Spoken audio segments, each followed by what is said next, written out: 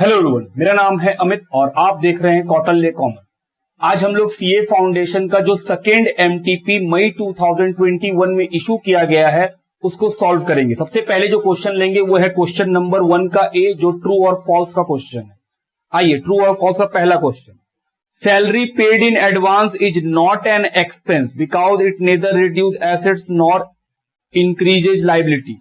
बोल रहा है जो सैलरी पेड हम लोग करते हैं एडवांस में वो कोई एक्सपेंस नहीं है। ट्रू, क्योंकि वो एसेट्स है। क्वेश्चन नंबर 1 का ए, ट्रू फॉल्स।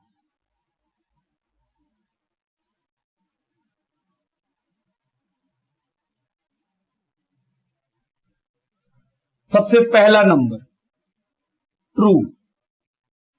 क्यों ट्रू? क्योंकि जो सैलरी एडवांस में पे करते हैं वो कोई एक्सपेंस थोड़ी होता है सर, वो तो प्रीपेड है, वो तो एसेट्स है, करेंट एसेट। तो हम बोले सर ये ट्रू है, salary paid in advance.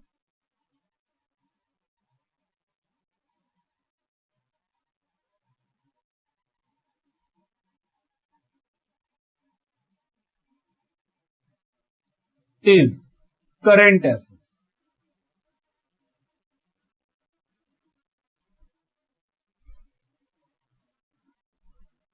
And not an expense. पहला तो हो गया, सिंपल था वो तो। दूसरा, reducing balance method of depreciation is followed to have uniform charge for depreciation and repair and maintenance together. बोल रहा है रिड्यूसिंग बैलेंस मेथड से जब हम लोग डेप्रीशिएशन लगाते हैं तो जो डेप्रीशिएशन का पैसा और रिपेयर एंड मेंटेनेंस का पैसा होता है वो यूनिफॉर्म होता है, एक समान होता है हर साल। हम बोल रहे हैं ट्रू। कैसे? हम बोले आइए समझते हैं बात। जैसा कि हम लोग जानते हैं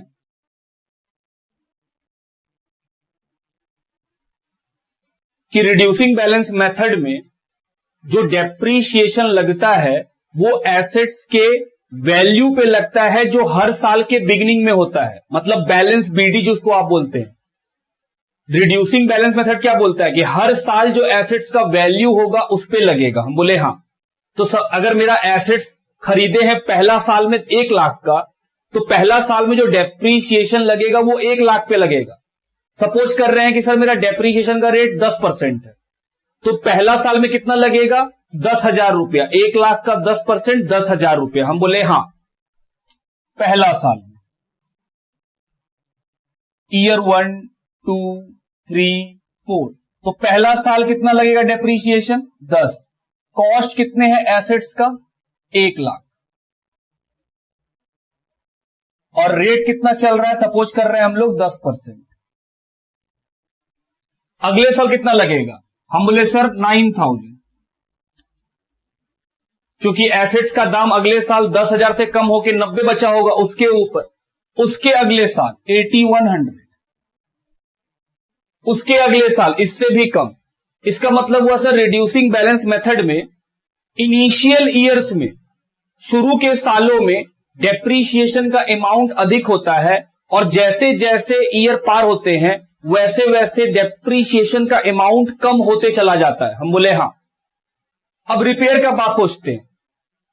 अगर हम कोई एसेट्स खरीदते हैं तो मेनली क्या होता है, जब सर एसेट्स नया रहता है तो क्या उस पर रिपेयर का पैसा अधिक लगता है? हम बोले नहीं, कोई भी नया चीज खरीदते हैं तो उस पर रिपेयरिंग खर्चा शुरू में कम लगता है। क्यों? क्योंकि सर वो नया नया है, अभी खराब कम होगा।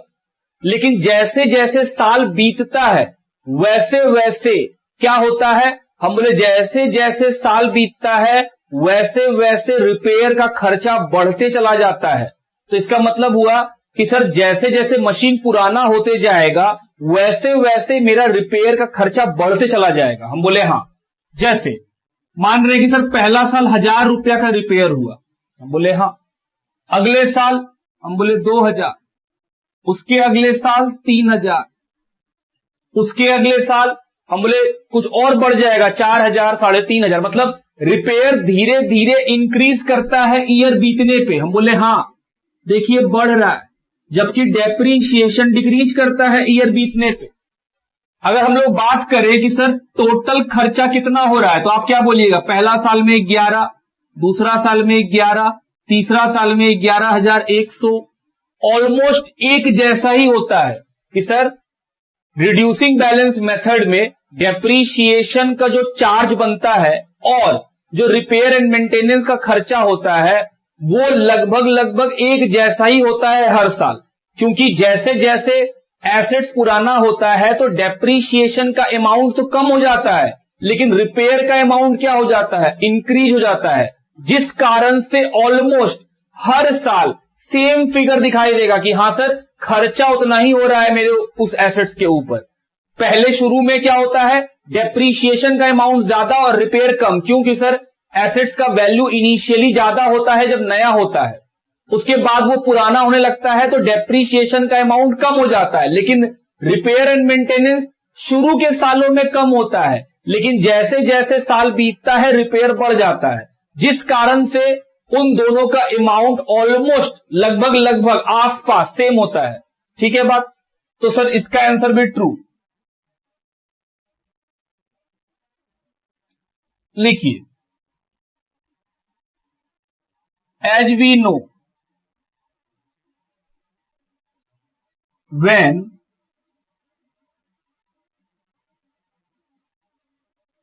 fixed assets is new,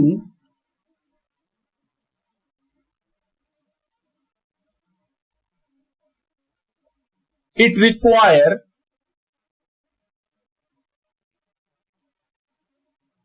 less repair and maintenance.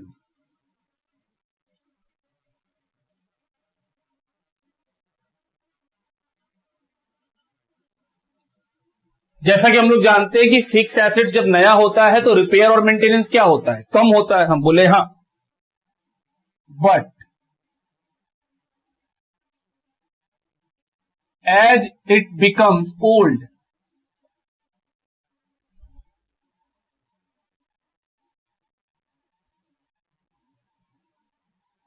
the amount of repair and maintenance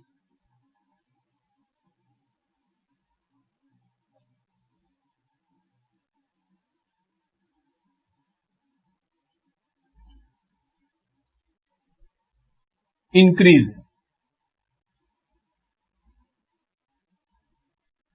तो ये हम लोग रिपेयर के बारे में बताएं कि सर रिपेयर जैसे जैसे मशीन पुराना होता है बढ़ते चला जाता है।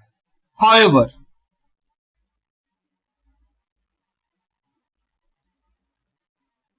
under reducing balance method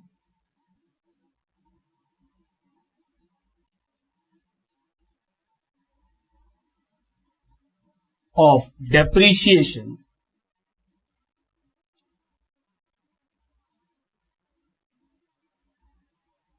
amount of depreciation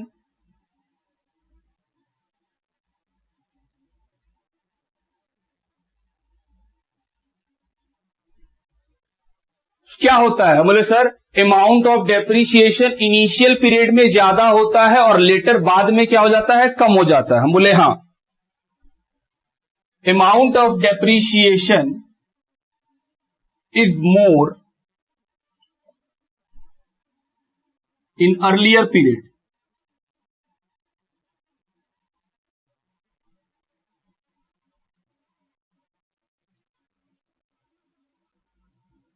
and reduces continuously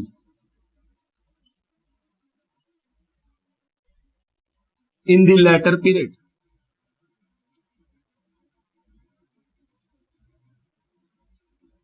क्या ऐसा ही होता है? हम बोले हाँ, रिड्यूसिंग बैलेंस मेथड में तो यही होता है कि शुरू में क्या होता है, एसेट्स पे डेप्रीशिएशन ज्यादा लगता है क्योंकि जो एसेट्स का वैल्यू होता है वो ज्यादा होता है।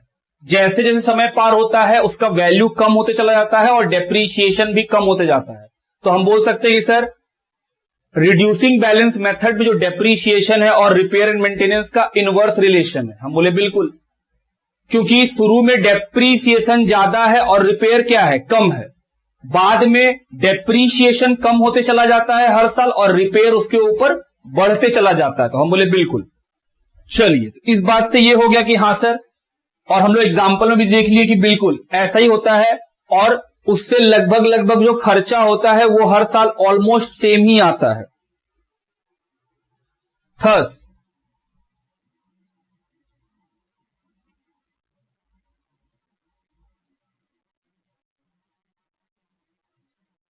depreciation and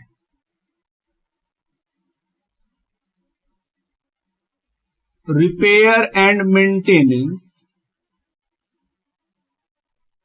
expense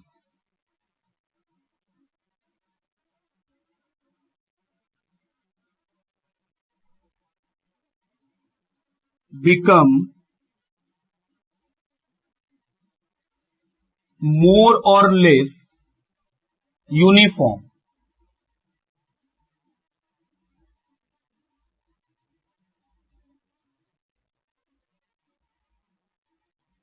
throughout the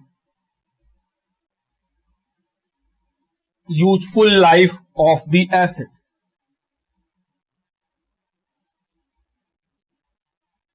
तो हम लोग कह सकते हैं कि डेप्रीशिएशन और रिपेयर एंड मेंटेनेंस का जो खर्चा होता है वो मोर और लेस एक समान होता है सभी सालों में, जब तक वो एसेट्स यूजफुल रहता है।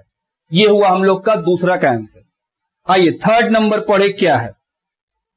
The financial statement must disclose all the relevant and reliable information in accordance with the full disclosure principle. True.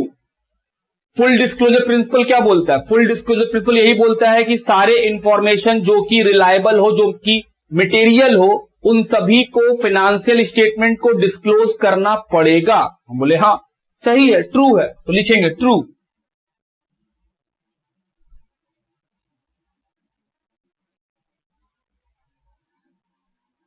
The financial statement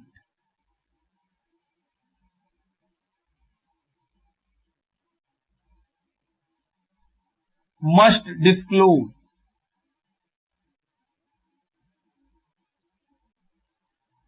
all the relevant and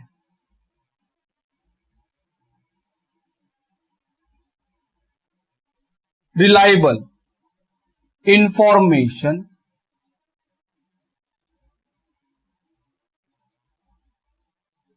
in accordance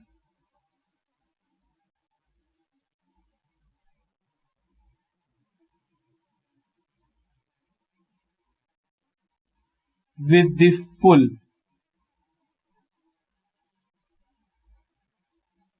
disclosure principle।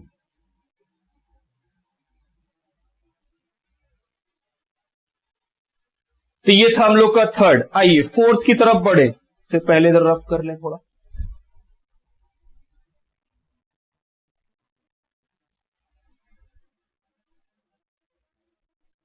Fourth number बात क्या है, इस सवाल को देखें। लिखा है when there is no agreement among the partner the profit or loss of the firm will be share in the capital ratio। false। जब कोई एग्रीमेंट नहीं होता है तो हम लोग प्रॉफिट लॉस को कैसे बांटते हैं? इक्वल बांटते हैं। तो सर यहां जो क्वेश्चन में लिखा है कैपिटल रेशियो वो गलत लिखा है, तो फॉल्स होगा इसका answer. Fourth number.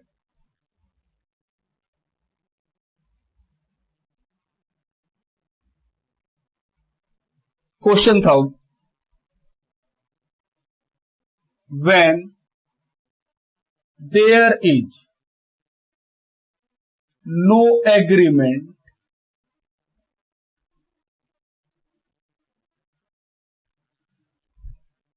among the partner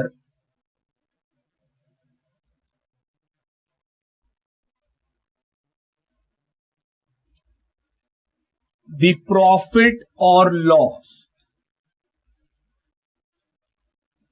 will be share equally and not in capital ratio।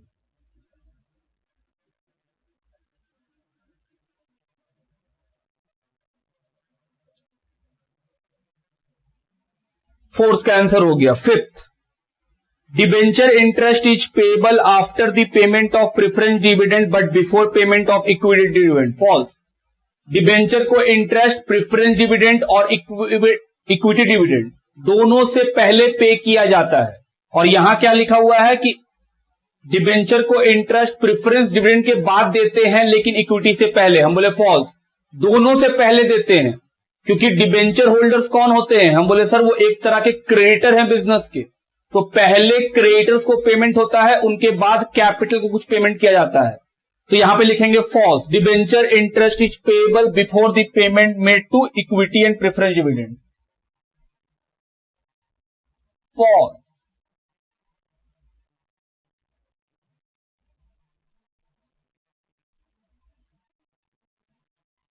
Debenture interest is payable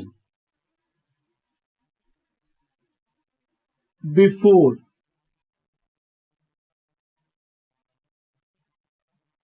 payment of preference dividend and equity dividend. 6 number लिखा है net income in case of person practising vocation is determined by preparing profit and loss account. बोल रहा है net income वैसे लोगों का जो कि धार्मिक काम करते हैं, जो धार्मिक कामों से कुछ पैसा इनकम जनरेट करते हैं, वो प्रॉफिट एंड लॉस अकाउंट में जाएगा। हम बोले फॉल्स, धार्मिक कामों से जो हम लोग को पैसा मिलता है वो प्रॉफिट लॉस में नहीं, वो डिटरमाइन किया जाता है इनकम एंड एक्सपेंडिचर अकाउंट में। जैसे कोई मंदिर जो अपना काम करता है, आप देखते होंगे कभी कोई मंदिर छोटा मोटा सामान भी बेचता है, लेकिन मंदिर जो सामान किताब उताब देता है, धार्मिक किताब सब बेचता है, उसमें उनका प्रॉफिट मार्जिन बहुत कम होता है। तो हम बोल रहे हैं ऑलमोस्ट कॉस्ट में ही बेचता है, तो हम बोल रहे हैं सर वो लोग इनकम एंड एक्सपेंडिचर अकाउंट बनाते हैं, ना कि प्रॉफिट एंड लॉस अकाउंट। तो उनको अगर अपना इनकम डिटरमाइन करना है तो क्या बनाएंगे? Income and expenditure account. False.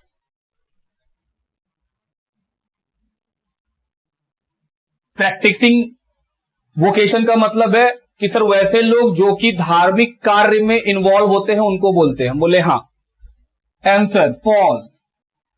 क्या लिखेंगे? नेट इनकम, जो क्वेश्चन में लिखा है net income in case of person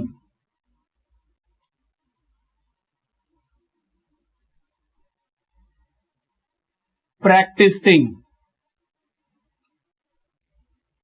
vocation